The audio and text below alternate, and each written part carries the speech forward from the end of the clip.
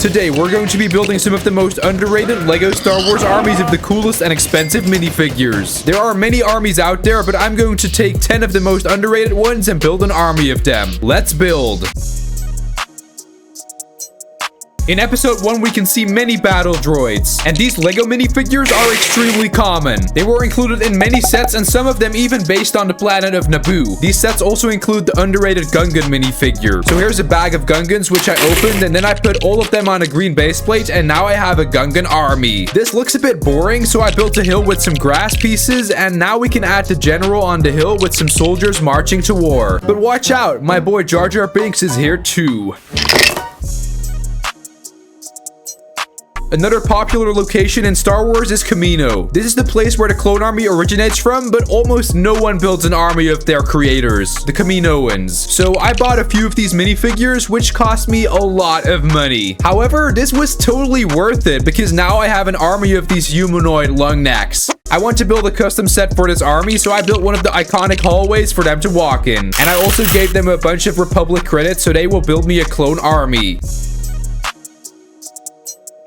Next up, our heroes are captured on Geonosis and face a cheering crowd of Geonosians. I've been wanting to build an army of these LEGO minifigures for a long time, so I bought 12 of these minifigures and built them. Here's the entire army, and to spice it up, I'm adding a build to display this army. So I'm going to build the scene where we see Anakin and Padme getting a jump scare of the Geonosians hiding in the walls. Unfortunately, I only have a few dark tan and orange pieces, but we can definitely do this. So I built a hallway and also added many of these root pieces coming out of the wall. There's these snot pieces on which I added all the Geonosians, so it's just like in the movie. Lastly, I have to add Anakin and Padme. Okay, now the scene looks complete, but I do have to order some wings for these minifigures. And now that I'm taking a closer look at these minifigures, I think I actually need to slap them because they look like mosquitoes. One of the most popular Star Wars battles is the Battle of Kashyyyk. I have many clone troopers, but almost no Wookiees. Since there are many in the movie, I have to build an army. So I bought many Chewbacca's and regular Wookiees and built this army. There's many Wookiees, and next up I built a little beach with some water. But my building technique wasn't good enough, so I gave the water an upgrade. I also finished the beach and added these barriers. All I have to do is add Wookiees, and now the army looks fantastic. I also added some scout troopers, and now the entire scene looks complete, and I just love this Wookiee army. I want to get way more in the future. So at the start of A New Hope, we see C-3PO and R2-D2 traveling on Tatooine and getting captured by Jawas. These really are some underrated minifigures, and I want to build an army of these little monsters. Now, before you think I'm going to buy a sandcrawler, we tried to buy one years ago, but I got scammed and lost $300. So I hope you understand why I'll only buy minifigures for now. So I received the package, and now it's unboxing time.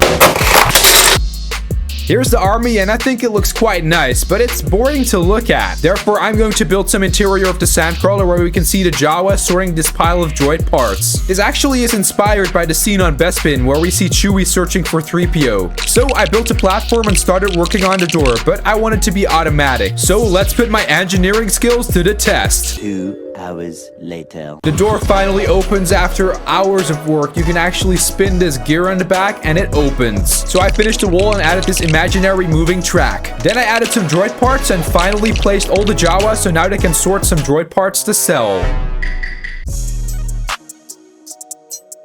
One of the most disturbing alien species has to be the Tusken Raiders, so we need to build an army of these figs. It looks a bit plain like this, so I added some sticks and even bought this cool microfighter set so I can build this Bantha.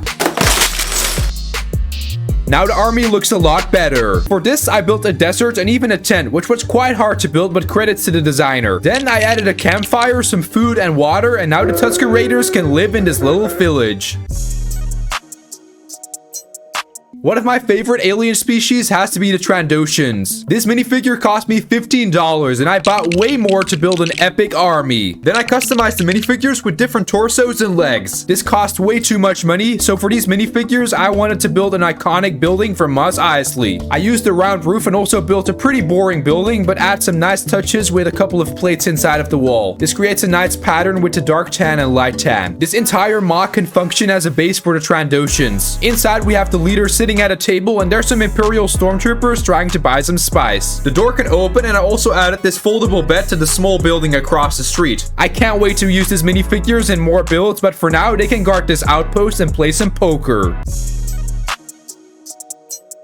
This is Bespin, and this is a Lego Bespin guard, and in the movie we can see multiple of these guards, but building an army of these is underrated. So my mission is to build an army. I bought another package and got 10 more of these cool minifigures. We gotta get them some display, so I built the entrance of Bespin and added the figures walking around. I also have this twin cloud car, and I bought 2 pilots so it won't crash. Then I added this to the build along with some clouds. These minifigures are pretty nice, but I forgot to add this cursed guy from Bespin.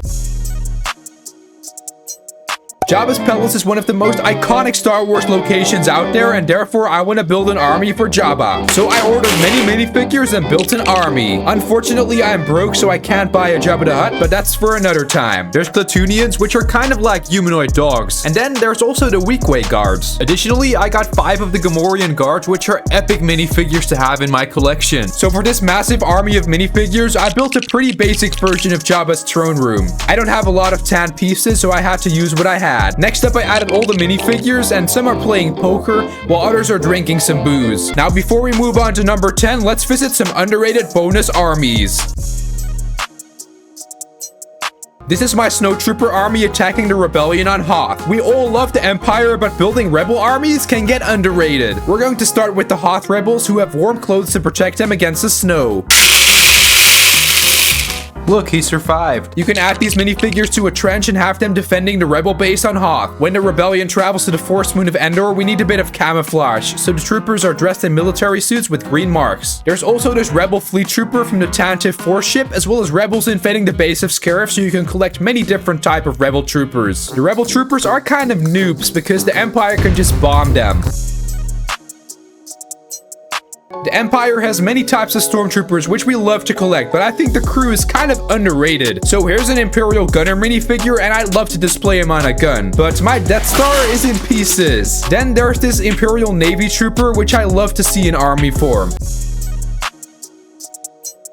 Next up, we're traveling to the homeworld of Padme Amidala, Naboo. It's the home of the Gungan army, but also of the people of Naboo. For this army, I have exactly 3 minifigures and 2 vehicles. Yes, I know it's a lot. So I have the Naboo Starfighter and the Flash Speeder, and I wish I could buy more minifigures, but unfortunately, I'm broke. So let's move on to the next army and hope this one grows in the future.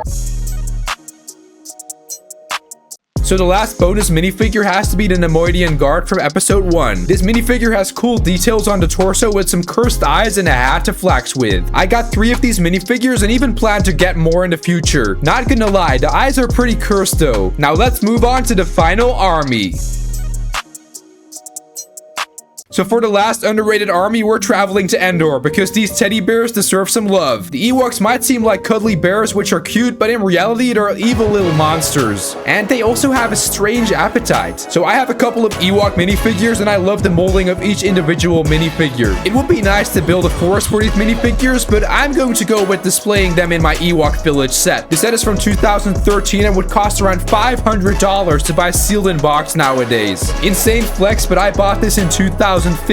Let's go! So this is a fun way to upgrade your Lego Star Wars collection, and I recommend getting some of these underrated armies for yourself. So let me know which army is your favorite, and I'll see you later.